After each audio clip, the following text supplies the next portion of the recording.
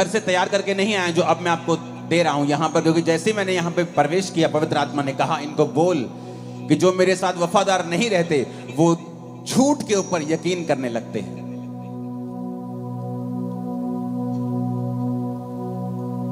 फिर आप कहेंगे कि मैंने पक्का पता सी मैं बिजनेस से कामयाब होना, पर मैं होया नहीं, क्योंकि मैं 15 लोगों को देखिया ये बिजनेस से कामयाब होए, इन्होंने यही काम किया सी, पर मैं कामयाब नहीं होया।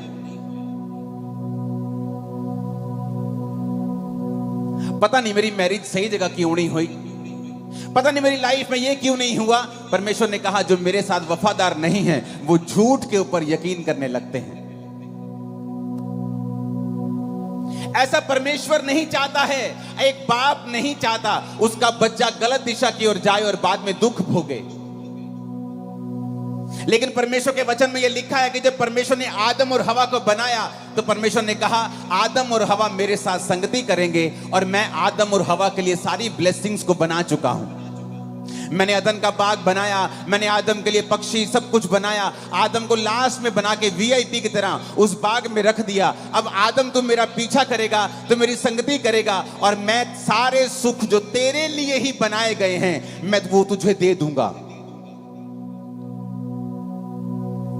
कभी आपको ऐसा महसूस नहीं हुआ कि ये सारे सुख परमेश्वर ने एक्चुअली में आदम और हवा के लिए बनाए थे, लेकिन आज उन्हीं सुखों के पीछे दुनिया पागल हुई फिरती है, चाहती है कि परमेश्वर मुझे ये सुख दे, लेकिन उनको मिलते नहीं। जब बनाए आप लोगों के लिए गए हैं, जब बनाए आदम के लिए गए हैं, तो फिर मिलते क्यों नहीं?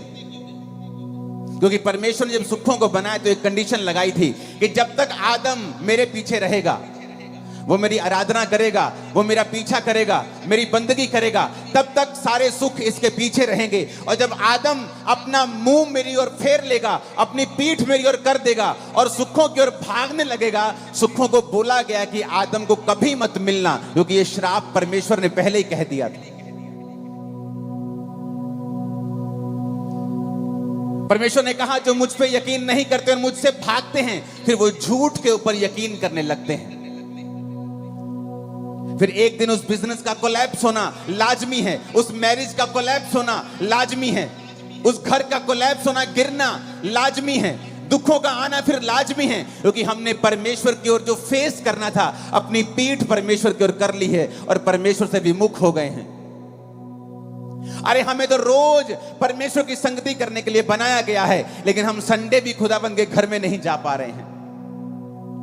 हमें हफ्ते में 2 दिन जाना ऐसा लगता है कि नहीं, ये तो बिब्लिकली नहीं है हफ्ते में 2 दिन चर्च जाना। संडे जाके भी कुछ लोग एहसान करते हैं और कुछ लोग संडे भी नहीं जाते हैं।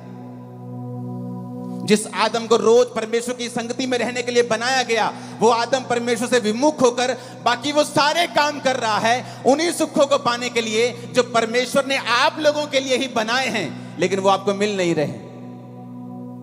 कहीं तो कमी है, कहीं तो मिसिंग पॉइंट है। कितने तक कुंडी हैगी पंजाबी च कहते कि जो मेरे लिए बनाया गया है वो मुझे ही मिल नहीं रहा है। जो वचन मैं आपसे बोलने वाला हूं, अगर आप उसे समझ गए, अगर आप अपनी वर्थ समझ गए कि आप कौन हैं, आप क्या हैं परमेश्वर की निगाह में, जब परमेश्वर आपको देखता है तो किस सोच के साथ और कैसी निगाह के साथ आपको देखता है, अगर आज आप ये वचन समझ गए, आप अपनी जिंदगी में कभी भी फेल नहीं होंगे। मैंने कहा कभी भी। आप 100 बार लड़ेंगे और 100 बार जीतेंगे, एक भी बार फेल नहीं होंगे। लड़ाई हमारी किसी व्यक्ति के साथ नहीं, किसी धर्म के साथ नहीं है। मैं आपका धर्म बदलने यहां पे नहीं आया, मैं आपका मन बदलने के लिए आया हूं। क्योंकि जीसस ने जब प्रीच करना शुरू किया तो नहीं कहा धर्म बदल लो, जीसस ने कहा मन फिराओ, मेटामोनियो, अपने सोचने के तरीके को बदल लो। तुम सोचने का तरीका बदल लोगे, मैं तुम्हारी जिंदगी में बड़े काम करूंगा। बाइबल पढ़ के देख लो, हर बड़ा मिरेकल मन फिराने से हुआ है। हन्ना ने मन फिराया, प्रभु के भवन में जाके प्रार्थना करने लगी। पहले क्या करती थी? रोती थी, हस्बैंड से लड़ती थी, दूसरी पत्नी के बच्चे हैं, मेरे को क्यों नहीं है, मैं खाना नहीं खाऊंगी। घर में कलेश होता था, ड्रामास होते थे।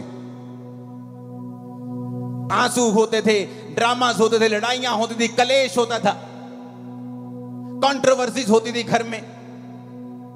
और एक दिन हन्ना ने सोच लिया कि मैं अब परमेश्वर के सामने जाऊंगी, और जाकर प्रभु के सामने अपने दिल को खोल दिया और प्रभु से कहा, प्रभु अगर तू मुझे बेटा दे तो मैं तेरी महिमा के लिए उसे दे दूंगी। और प्रभु ने उसकी कोख को खोला, क्योंकि अब वो परमेश्वर के लिए जीना सीख गई थी। अब उसे मालूम होने लगा था कि मेरा जीने का मकसद सिर्फ बच्चे पैदा करना नहीं है, बल्कि यह भी देखना है कि प्रभु को क्या चाहिए, परमेश्वर के राज्य में किस चीज की जरूरत है। क्योंकि उस समय प्रभु को एक नबी चाहिए था, लेकिन किसी का आत्मा खुला नहीं हुआ था। तो परमेश्वर ने हन्ना की कोख को बंद कर दिया कि जब तक तू मेरी आवाज को सुनेगी नहीं आत्मा में, और इस संसार में बिजी रहेगी, मैं भी तेरी कोख को बंद करके रखूंगा। बाइबल में कहीं नहीं लिखा है हन्ना की कोख को शैतान ने बंद किया हुआ था। वचन में लिखा है हन्ना की कोख को यहोवा ने बंद करके रखा था। और जब वो यहोवा के सामने जाके प्रार्थना करती है, उसकी कोख को यहोवा ही खोलता है। कई बार आप सोचते हैं क्योंकि आपके रिश्तेदार ने आपकी हेल्प नहीं की, इसलिए आप जिंदगी में अभी तक वहां नहीं पहुंचे।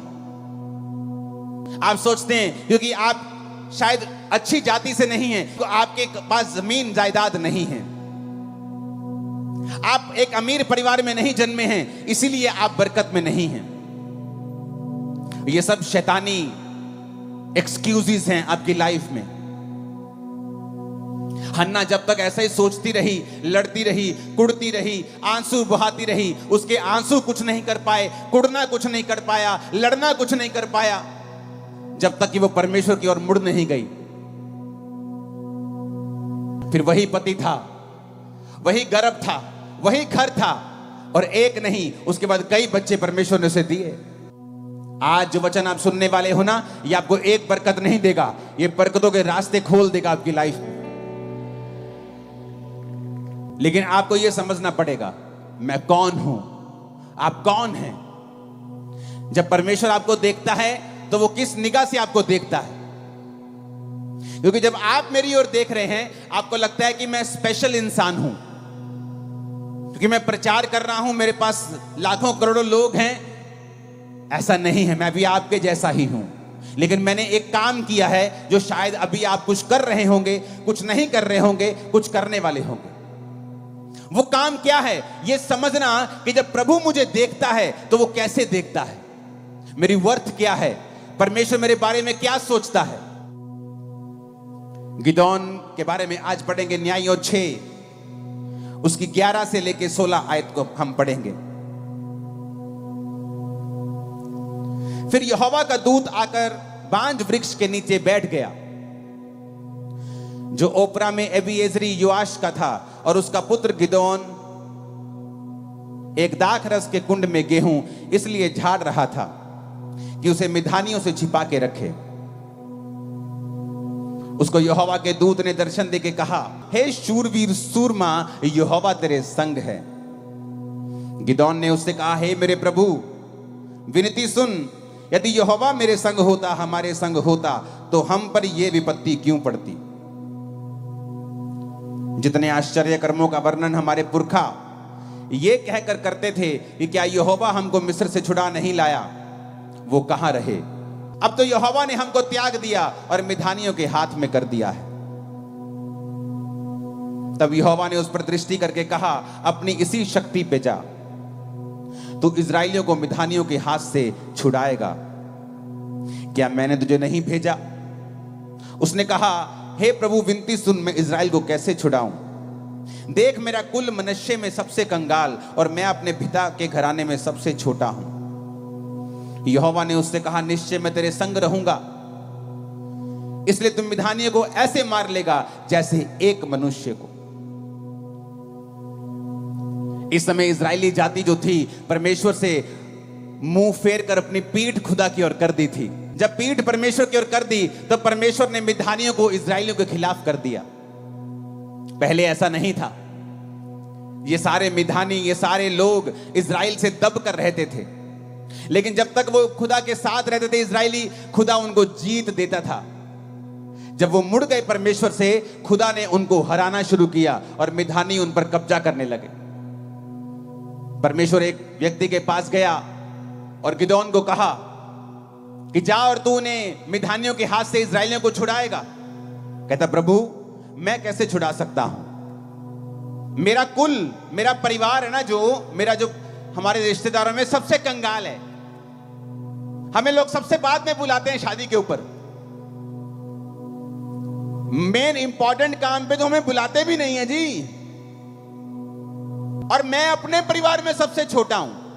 मेरा कुल कहता मेरा कुल मनुष्य में सबसे कंगाल है, हम सबसे गिरे हुए हैं। कहता दूसरी बात यह है कि मेरा कुल सबसे ज्यादा गिरा हुआ है, सबसे छोटा है, और मैं अपने कुल में सबसे छोटा हूं। तो प्रभु तुझे गलती लग गई है, तूने लीस्ट इफेक्टिव आदमी चुन लिया है। तूने ऐसा आदमी चुन लिया है जो सबसे कम खतरनाक है, सबसे कम इफेक्टिव है, जो बिल्कुल गया गुजरा है, जो रैंद खूंद है। कहता तूने वो चुन लिया है। जैसे आज लोग सोचते हैं कि क्या परमेश्वर मेरी जिंदगी में काम करेगा। मैं तो एक छोटी जाति से आता हूं, मैं तो एक छोटे परिवार से आता हूं, मैं तो गरीब परिवार से आता हूं, मैं तो बीमार शरीर से आती हूं, मैं तो बांझ शरीर से आती हूं, मैं तो गरीब और बिल्कुल छोटे परिवार से आता हूं, मैं तो 3,000 रुपए महीने की जॉब करती हूं। क्या परमेश्वर मेरी लाइफ में ऐसा काम करेगा? मैं आपको गुड न्यूज देता हूं। मेरा यहोवा परमेश्वर जो 4,000 साल पहले ऐसी बातें करता था, जो 5,000 साल पहले ऐसी बातें करता था, फिर जीसस के समय वो ऐसी बातें करता था, पौलुस के समय कहता था कि मैंने तुच्छों को, मैंने गरीबों को, मैंने बीमारों को चुन लिया है, वो आज भी ऐसी ही बातें करता है। और वो तुम्हें चुनना चाहता है और तुम्हें ऊंचा करना चाहता है। आमीन, ऊंचे वाला चाहिए चर्च। वो आज भी ऐसा ही है। गुड न्यूज यही है, वो आज भी ऐसा ही है। वो तुम्हारे फाइनेंस की कंडीशन को चेंज करना चाहता है, तुम्हारे परिवार की स्थिति को बदलना चाहता है। गरीबी के श्राप जो दादाओं परदादाओं से चलते आ रहे हैं, उन्हें तोड़ना चाहता है। वो बोलोगे वो कैसे टूटेंगे? अगर आप परमेश्वर की ओर मुड़ जाएंगे। दाऊद ऐसे परिवार से था जो बिल्कुल ही आम परिवार था। मैं आपको बताना चाहता हूं, दाऊद परमेश्वर से कोई स्वर्ग से चुना हुआ व्यक्ति नहीं था। दाऊद पर तो परमेश्वर की प्लानिंग तक नहीं थी, क्योंकि हमेशा प्रभु की प्लानिंग घर के बड़े बच्चे पे होती थी, पहलोठे के ऊपर। तो जब शमूएल नबी दाऊद के घर में मसा करने के लिए गया, एक बच्चे को, यिशै को, दाऊद के भाइयों के घर में गया, यिशै के घर में गया, तो उसने बड़े बेटे को आते हुए देखा। परमेश्वर ने कहा मैंने इसे नहीं चुना, मैंने इसे अयोग्य करार दिया है। यानी प्रभु की प्लानिंग उसके ऊपर थी, पर वो अयोग्य करार दे दिया गया, क्योंकि वो परमेश्वर के वचन पर वफादार नहीं रहा। जब वफादार नहीं रहा, योजना दूसरे बेटे पे आ गई, वो भी आया और वफादार नहीं। तीसरा, चौथा, सब आ गए, दाऊद वहां नहीं था। भूला हुआ बच्चा, भूला हुआ बच्चा। परिवार में ऐसा जन जिसकी कोई सुधि नहीं रखता, कोई पूछता नहीं कि बेटा भेड़े चरा रहा है, अपनी रोटी खाई कि नहीं खाई, भेड़िए तुझे अटैक करते होंगे तो तेरी जान का खतरा, ध्यान रखा कर। नहीं, rejected, totally rejected by his family. इतना रिजेक्टेड कि फैमिली में एक फंक्शन है। पुराने समय में जब नबी किसी के घर जाया करते थे तो लोगों की टांगे कांपती थी कि या तो ये बड़ा तगड़ा कोई बड़ा समाचार पॉजिटिव लेके आया है, और या ये बड़ा नेगेटिव लेके आया। बीच में कामते में तो ये नहीं आया, ये खाने पीने तो कुछ नहीं आया कि भैन जी कितना ठीक ठाक हो, ये पूछने के लिए तो नहीं आया ये। तो उनको डर रहता था कि शमूएल नबी क्यों आया है। इतना इंपॉर्टेंट काम घर में हो और आप अपने बच्चे को कैसे भूल सकते हो? क्योंकि वो आपकी फैमिली में कोई वर्थ नहीं रखता, इसलिए आप उसे भूल गए। उसकी कोई वैल्यू नहीं है, इसलिए आप उसे भूल गए। कहता एक रह गया, भेड़ बकरी को चराता है, उसे भूल गए हम।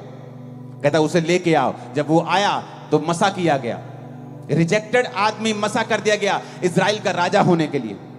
एक ऐसा सरप्राइज आपकी वेट कर रहा है जब आप परमेश्वर से वफादार रहेंगे कि आपके एनिमीज, आपके रिश्तेदार, आपके लोग सब आंखें खुली और मुंह खुला रह जाएगा, जो होने वाला है। उसके लिए आपको प्रभु की ओर मुड़ना होगा। दाऊद वफादार रहा, भेड़े चराते भी वफादार था। नहीं कंप्लेंट की परमेश्वर को कि प्रभु मुझे क्या फायदा तुझे मानने का, मेरे भाई तो ऐश करते हैं, तेरी पवित्रताई में रहने का क्या फायदा? दूसरे तो ऐश करते हो, राजा की सेना में भी हैं, उनके ऊपर तो बरकत भी ज्यादा है। चट्टान पर घर बनाना आसान नहीं है। आप चट्टान के ऊपर घर बनाते हैं, आपको समय लगता है, पसीना आता है, एफर्ट लगता है, पैसा लगता है, ज्यादा टाइम लगता है, लेकिन जब वो बन जाता है वो गिरता नहीं है। दाऊद का घर जो था वो वचन के ऊपर बना था।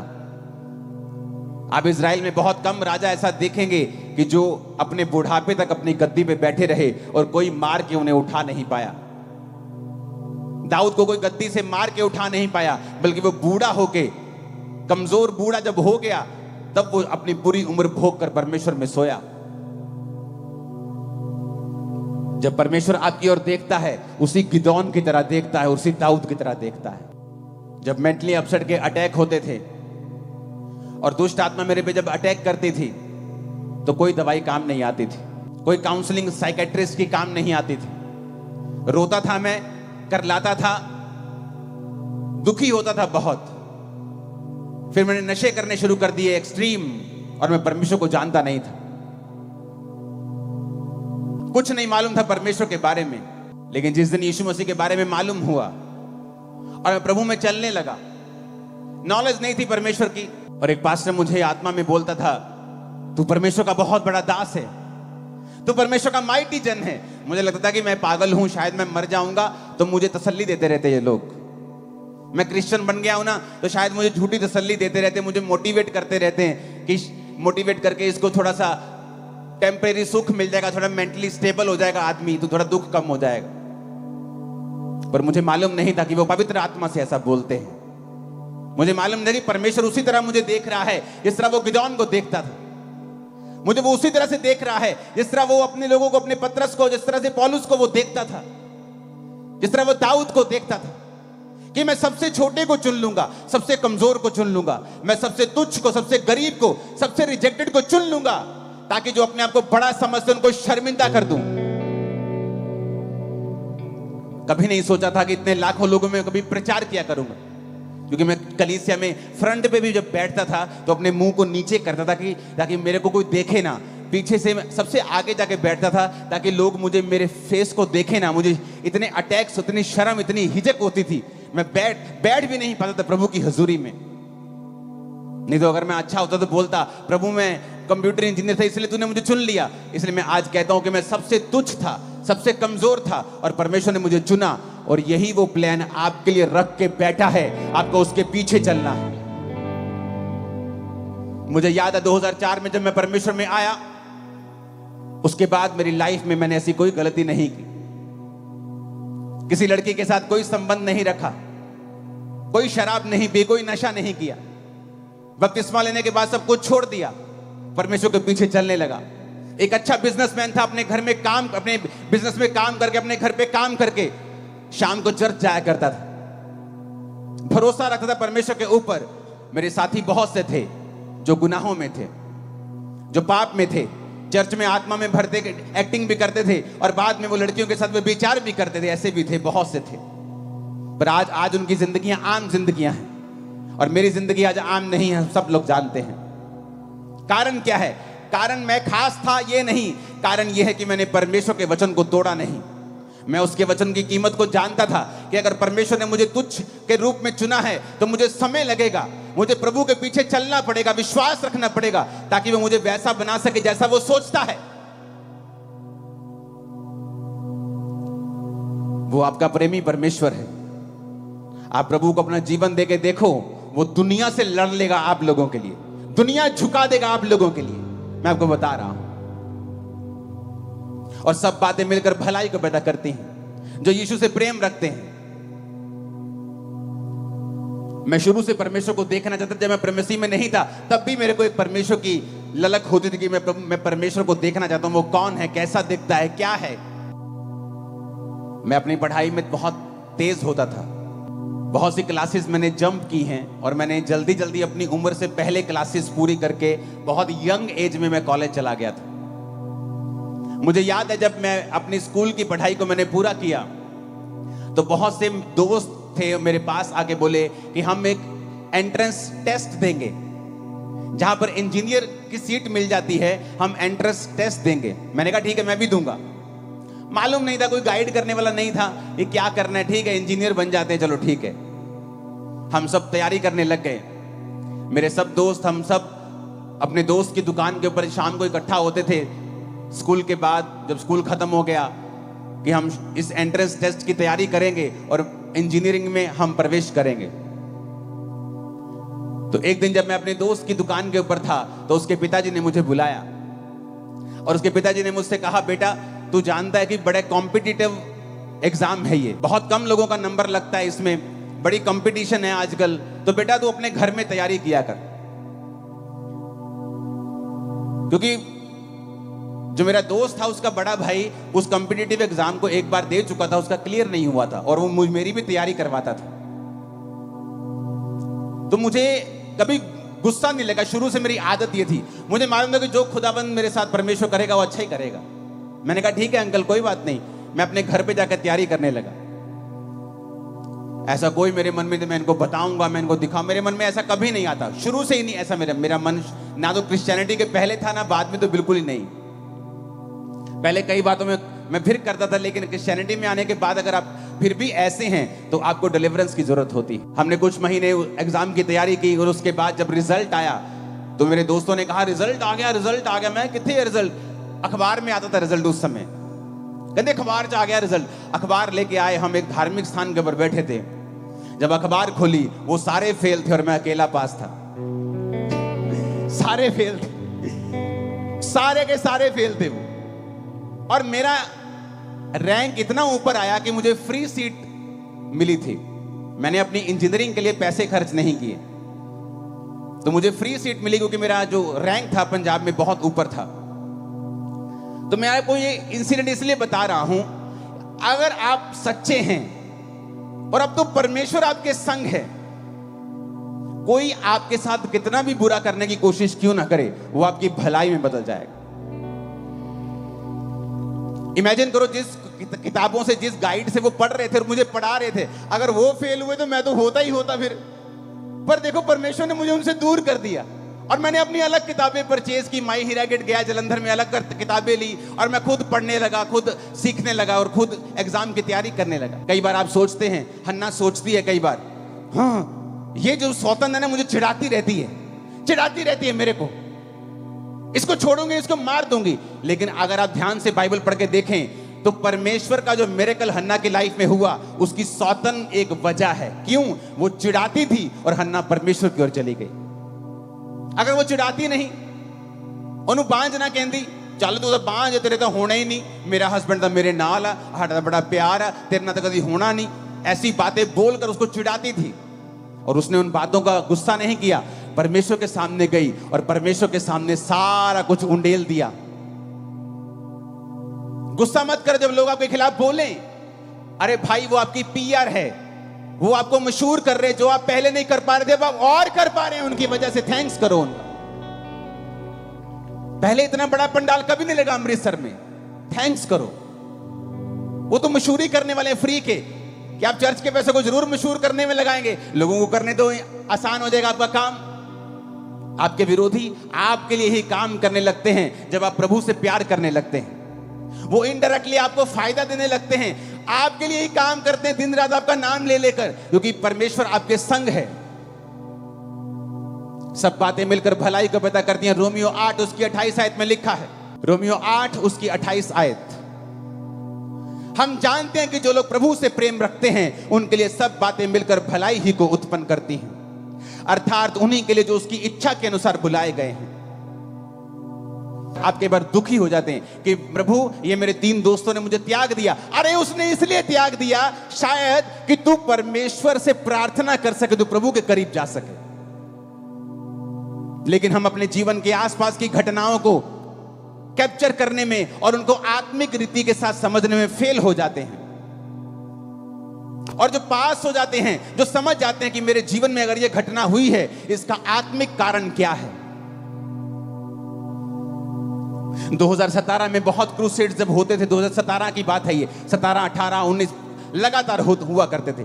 एक महीने में 18 बड़ी मीटिंग्स हुआ करती थी, मुझे याद है। और लोग पूछते थे ऐसा क्या आप करते हो कि आपके हर क्रूसेड में भी तो 10 दिन पहले क्रूसेड हुआ, अभी फिर लाखों लोग बैठे हैं, अभी फिर 15 दिन हुआ, अभी फिर लाखों, ऐसा क्या कर रहे हो आप? मैंने कहा मैं कुछ नहीं कर रहा हूं, मैं वो खरबोपति थोड़ी हूं कि मेरे पास इतना पैसा है कि मैं अपनी उसे यूज करूं। नहीं, परमेश्वर जब आपके ऊपर कृपा करता है, और जब 2017 में लोग मुझसे पूछते थे कि आप इतने विरोध से होके क्यों गुजरते हो, मैंने कहा इसलिए क्योंकि मेरी बरकत ऐसी है जैसी किसी की नहीं है, इसीलिए मैं होके गुजरता हूं। बाइबल कहती है उन्होंने मुझसे व्यर्थ बैर किया, वो आपसे व्यर्थ बैर करेंगे बिना किसी कारण के। लेकिन अगर आप आत्मिक रीति से नहीं समझेंगे कि ये क्यों हो रहा है, मुझे मालूम था कि ये क्यों हो रहा है, ये फालतू की चीजें क्यों हो रही हैं, क्योंकि परमेश्वर एक बड़ा रिजल्ट देने के लिए जा रहा था। जब आप समझ जाएंगे आपकी लाइफ में क्यों हो रहा है, कई बार आपको ठोकर लगती है आपके पति से, आपकी पत्नी से, आपके बच्चे से, आपके बाप से, आपके बिजनेस से आपको ठोकर लगती है, कई बार आपके पार्टनर से ठोकर लगती है। आप सोचते हैं कि इंसान बुरा है, नहीं, आप उसका आत्मिक रीजन देखने की कोशिश करें, प्रभु की ओर मुड़े, प्रभु से पूछें मेरे साथ ऐसा क्यों हो रहा है, वो आपको बताएगा क्यों हो रहा है। सब बातें मिलकर भलाई पैदा करती हैं उन लोगों के साथ जो प्रभु से प्यार करते हैं।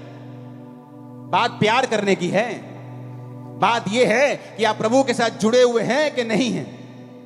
आप प्रभु से प्यार करते हैं, आप नशा कैसे बेच सकते हैं? क्या नॉनसेंस है कि आप प्रभु से प्यार करते हैं नशा बेचेंगे? आप ऐसी देह को खराब करेंगे जो प्रभु ने बनाई है, आप ऐसे घर को खराब करेंगे जो परमेश्वर ने रचा है। आप प्रभु से प्यार नहीं करते अगर आप नशा बेचते हैं। मैं वैसे संडे चर्च नहीं जाता हूं, लेकिन प्रभु से प्यार करता हूं। आपका बेटा आपसे रोज बात ना करे, आपको 6-6 महीने बाद डैडी बुलाए और 6 महीने बाद बात करे और कहे डैडी बता ना मैं प्यार बहुत करता। आप चर्च नहीं जाते, खुदा से प्यार करते हैं?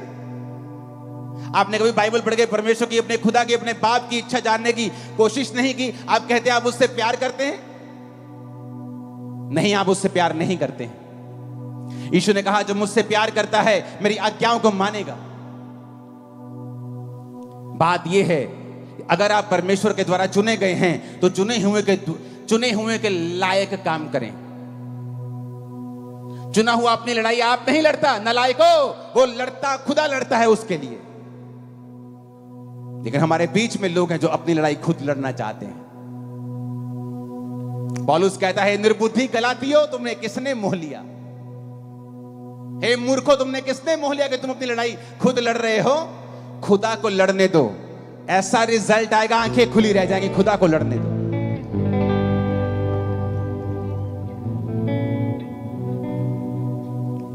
मैं जानता हूं कि परमेश्वर आपसे प्यार करता है।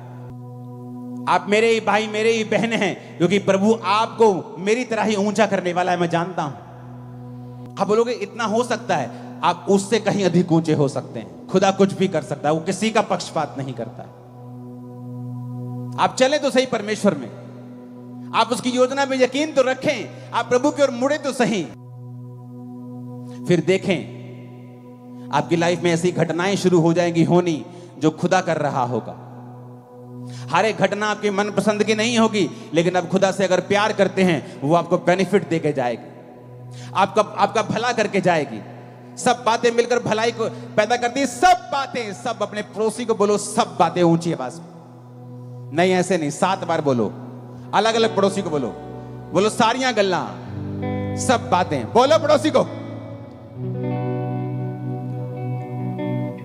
पूछो पड़ोसी को, बोलो कुछ बातें कि सब बातें? पूछो सब बातें कि कुछ बातें? कहता सब बातें। अगर तू खुदा से प्यार करता है और शैतान ने तेरा कुछ नुकसान करने की कोशिश की है, वो भी तेरी भलाई में बदल दूंगा,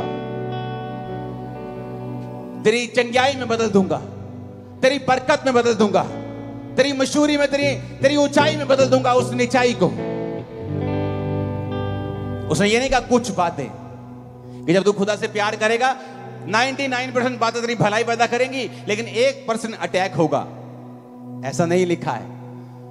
कहता सब बातें मिलकर भलाई पैदा करेंगी। सब बातें।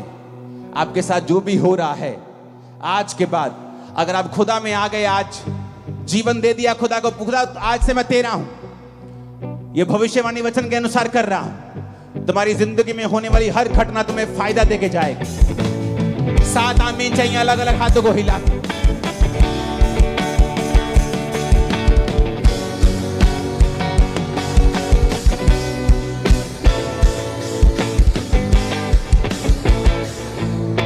फिर से आमीन बोलो, हाथों को उठा के फिर से 7 बार।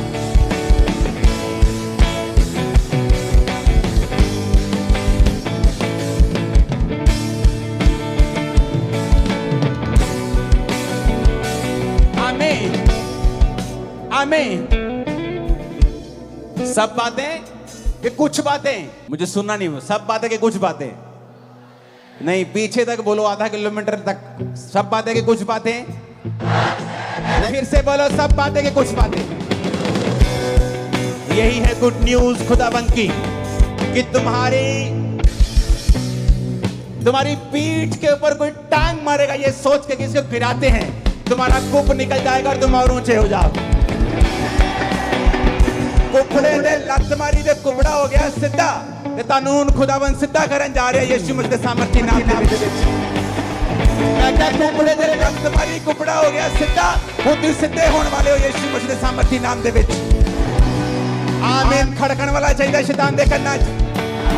मैं क्या कुपड़े दे लत मारी, कुपड़ा हो गया सीधा, खुदाबंद तानू सीधा करन जा रहा परमेश्वर यीशु दे नाम दे विच। मैं भविष्यवाणी कर रहा हूं। कंडीशन एक ही है, क्या मैं खुदा से प्यार करता हूं कि नहीं। मैं छोटा हूं, मेरा कुल छोटा है, मेरा परिवार छोटा है, मेरा फलाना, मैं पढ़ा लिखा नहीं हूं, मैं गोरा नहीं हूं, मैं ऊंचा नहीं हूं, मैं लंबा नहीं हूं, मैं छोटा, मैं इधर से उधर से, सब नॉनसेंस है। आप खुदा की महिमा के अनुसार उसकी स्वरूप में बनाए गए हैं। आप आम इंसान नहीं है, आप बेस्ट हो, आप अपना बेस्ट वर्जन हो जो खुदा ने बनाया, आपको शैतान ने नहीं बनाया। मैं आपको बता रहा हूं, न्यूज चैनल देखो, वो औरतों ने उन बंदों को कत्ल करवा दिया अपने हस्बैंड्स का जो उनके बॉयफ्रेंड से कहीं अधिक सुंदर थे। इसका मतलब सुंदरता आपको अच्छा पार्टनर नहीं दिला सकती। कौन दिला सकता है? परमेश्वर। धरती की कोई भी स्किल गारंटी नहीं है कि आपको ये सब मिल जाएगा, बट अगर परमेश्वर आपके संग है, आप बेस्ट हासिल करोगे अपनी लाइफ में। बेस्ट यीशु मसीह के नाम में, उसके नाम में। क्या आप उससे प्यार करते हैं? तो अपने व्हाट्सएप से डिलीट कर दें वो नंबर जो खुदा को पसंद नहीं। उस फेसबुक चैटिंग को डिलीट करके आज ब्लॉक कर दें जो खुदा को पसंद नहीं है। क्योंकि आप मकसद समझे परमेश्वर का, वो आपसे प्यार करता है, गिदौन की तरह आपको देखता है, आपके जरिए बड़े काम आपके परिवार और आपके नगर में करना चाहता है। उसको समय चाहिए, आपकी कॉपरेशन चाहिए, आपकी निर्भरता चाहिए परमेश्वर के ऊपर। फिर देखिए वो क्या करता है। हालेलुया। ऊंची आवाज में बोलो हालेलुया। आप मेरी बातों को समझ रहे कि नहीं? और यही परमेश्वर चाहता है आपकी लाइफ में हो। मत घबराएं, मत डरें। अब आपके साथ वैसा नहीं होगा। अगर आप मसीह में अपना जीवन दे देंगे ना, अब आपके साथ वैसा नहीं होगा जैसा मसीह में ना होने से पहले आपके साथ हुआ करता था, और आपको नुकसान हुआ करता था, आपकी बेइज्जती हुआ करती थी। अब ऐसा नहीं होगा। क्यों? वचन में लिखा है। वचन में लिखा है। कहां लिखा है? मैं आपको बताता हूं कहां लिखा है। बाइबल में 3 घटनाएं ऐसी हैं। मरकुस 10 उसकी 33 से 34 आयत, मरकुस 8 उसकी 23 आयत, और मरकुस 14 उसकी 62 से 65 आयत, जहां पर परमेश्वर ने मरकुस 10 उसकी 33-34 में कहा है, देखो हम यरूशलेम को जाते हैं और मनुष्य का पुत्र प्रधान याजकों और शास्त्रियों के हाथ पकड़वाया जाएगा। वे उसको घात के योग्य ठहराएंगे और अन्य जातियों के हाथ में सौंपेंगे। वे उसको ठट्ठों में उड़ाएंगे और उस पर थूकेंगे और कोड़े मारेंगे और उसे घात करेंगे, और 3 दिन के बाद वो जी उठेगा। यीशु ने कहा, यानी मैं जाऊंगा तो मुझे वो ठट्ठों में उड़ाएंगे, मेरा मजाक उड़ाएंगे, मुझ पे थूकेंगे। मरकुस 8 उसकी 23 में लिखा, उसने अंधे का हाथ पकड़ गांव के बाहर ले जाकर उसकी आंखों में थूक कर उस पर हाथ रखे और उससे पूछा, क्या तू कुछ देखता है? मरकुस 14 उसकी 62 से 65 में लिखा है, यीशु ने कहा, मैं हूं, तुम मनुष्य के पुत्र को सर्वशक्तिमान की दाहिनी ओर बैठे और आकाश के बादलों के साथ आते देखोगे। तब महायाजकों ने अपने वस्त्र फाड़ कर कहा, अब हमें गवाहों का क्या प्रयोजन, हमने निंदा सुनी है। 65 में लिखा, तो कोई उस पर थूकने, कोई उसका मुंह ढाकने और कोई मुक्के मार के कहने लगा, भविष्यवाणी कर। अगर आप बाइबल को ध्यान से पढ़ें तो बहुत से अनपढ़ ऐसे हैं जो बोलते हैं कि बाइबल में बहुत बार गलत लिखा होता है, शोध की गई है बाइबल में। मैं आपको गारंटी के साथ कह सकता हूं, बहुत सी पत्रियां, बहुत सी परमेश्वर के बारे में बुक्स लिखी गई होंगी, पर जो बाइबल में शामिल किया गया है ये 100% परफेक्ट है। और बाइबल जब से बनी है एक भी शोध इसमें नहीं की गई है, ना ही कभी की जाएगी। क्यों? क्योंकि जब बाइबल लिखी गई तो वो यूनानी भाषा में लिखी गई, नया नियम।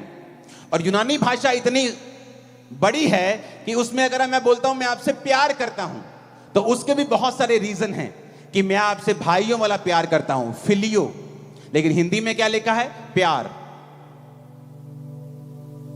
मैं तुमसे अनकंडीशनल प्यार करता हूं, प्रभु कहता हूं मुझसे अगापे प्यार कर। लेकिन बाइबल में हिंदी में क्या लिखा है? प्यार। यूनानी में लिखा है अगापे लव, फिलियो लव।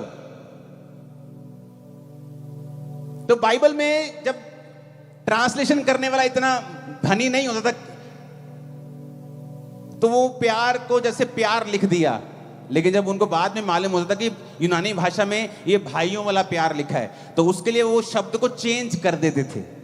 एडिट नहीं हुई बाइबल कभी भी, उन्होंने अपने आप की गलती को सुधारा है।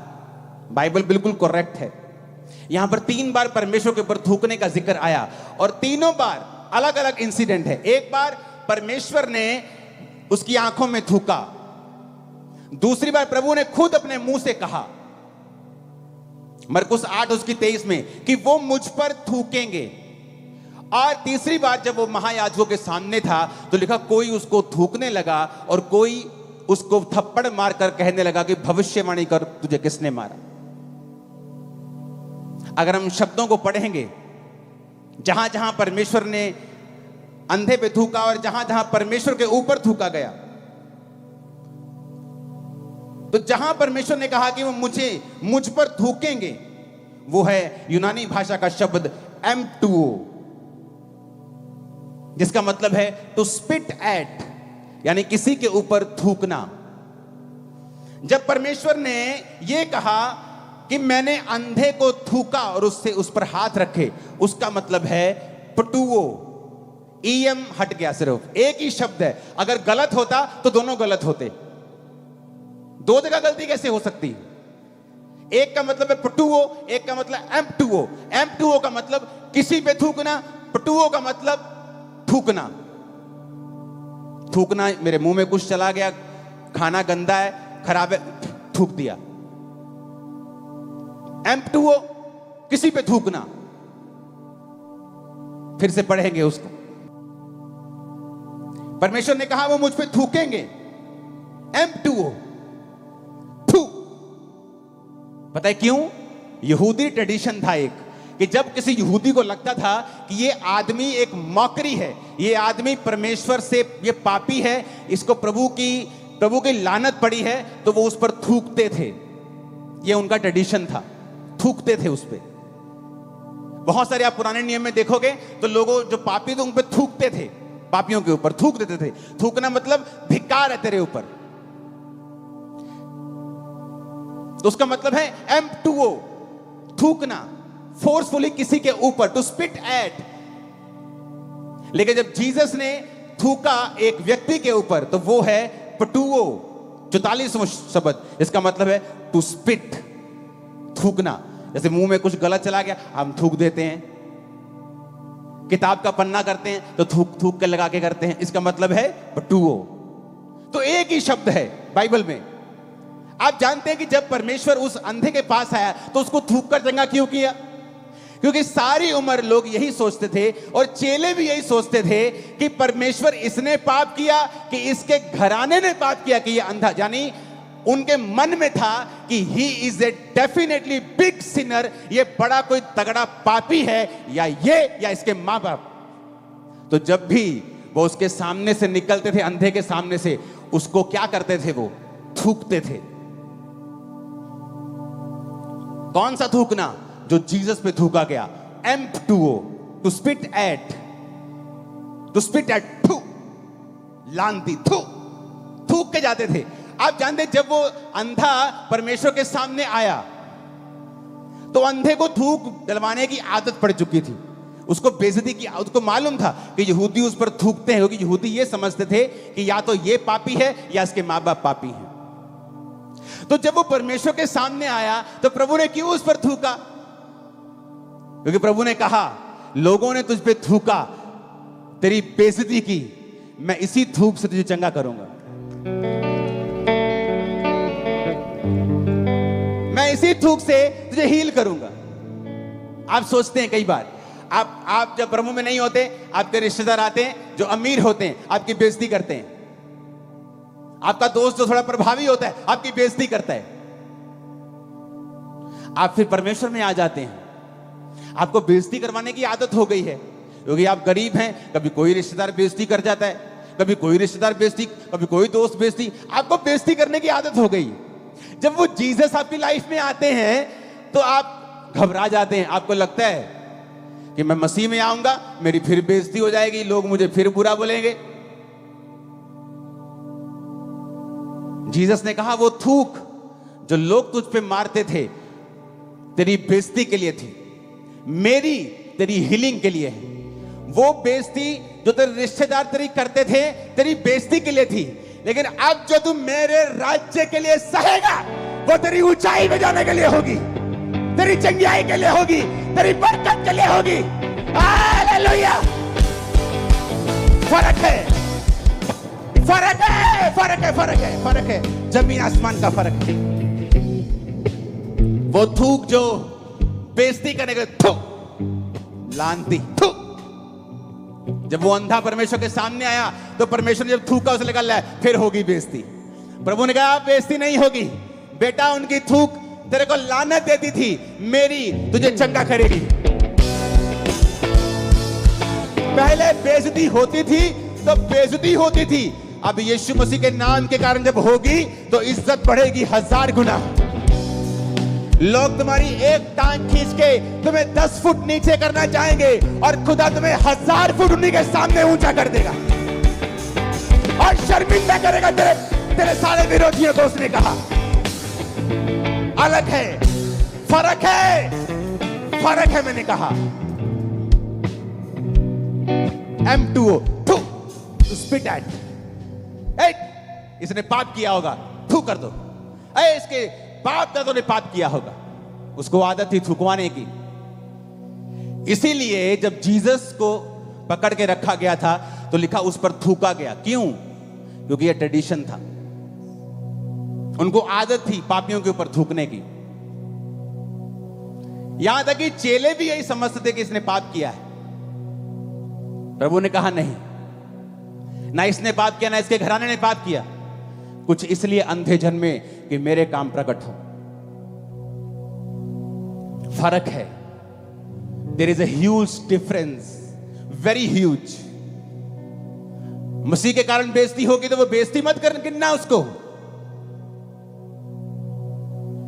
वो तुम्हारा बीज है 1000 गुना इज्जत काटने का, और ऐसी इज्जत काटने का कि विरोधी कुछ भी कर लेंगे, वो कम नहीं होगी, वो बढ़ेगी। हालेलुया! ऊंची आवाज में बोलो हालेलुया! अगर वचन को समझ जाओगे तो गलती नहीं करोगे, सिद्ध बन के चलोगे और खुदा तुम्हारे साथ होगा। तैयार हो परमेश्वर के पीछे चलने के लिए? परवाह मत करना, अगर यीशु मसीह के नाम के कारण कुछ आता है तो उसे ले लेना, with gratitude, with thank you, क्योंकि वो तुम्हें ऐसी जगह लेके जाने वाला है जहां तुम अपनी ताकत से पहुंच नहीं सकते।